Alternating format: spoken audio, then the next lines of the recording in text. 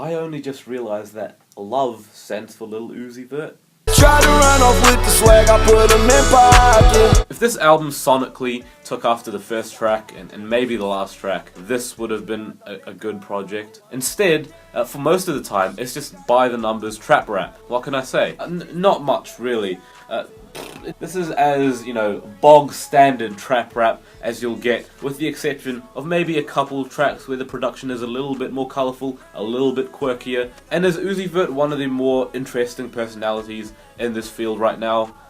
Not really. Although I feel he could kind of bring some sort of quirkiness out of himself, because the first track actually has a lot of colour and attitude to it. I don't think I've heard much accordion on a hip hop beat since, you know, lyrically, not that sharp. But honestly, do you go to Uzi Vert looking for lyrical gems? I do think, however, he could invest some time, or some of his lyrical ambition, if any, into putting out lines that are at least funny or entertaining. That'd be cool.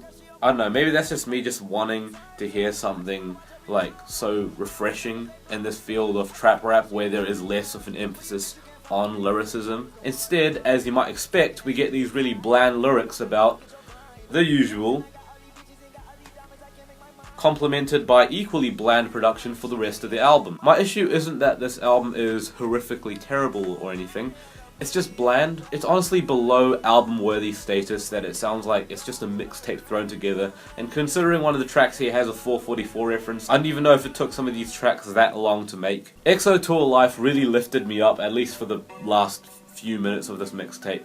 I mean album, oh my gosh. I'm actually convinced it's a mixtape. It has that energy to it, it has that beat that will get people raving, especially with that chorus, I don't really care if you cry. But the song itself is, lyrically, quite pained, even if it resorts to the same hedonistic subject matter as you might expect. They seem more like they have a purpose within the song, and it's like Uzi is resorting to them to kind of get away from those emotional pains. Because I don't think the song's deep, but it certainly has this fairly ominous vibe about it. The hook continues to stir up crowds of rowdy teenagers at cramped house parties, so I guess that's a plus in one way or the other. And it's such a well-oiled track that I don't even mind the borderline obnoxious use of auto-tune crooning, because while I know auto-tune can be used artfully, there are plenty of times where it just sounds flat out awful to the ears. And all over LUV Is Rage 2, the auto-tune squealing becomes a real cheese grater for the ears, like I'm wearing headphones made of cheese graters and I'm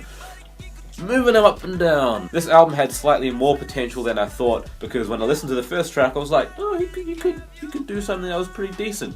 And then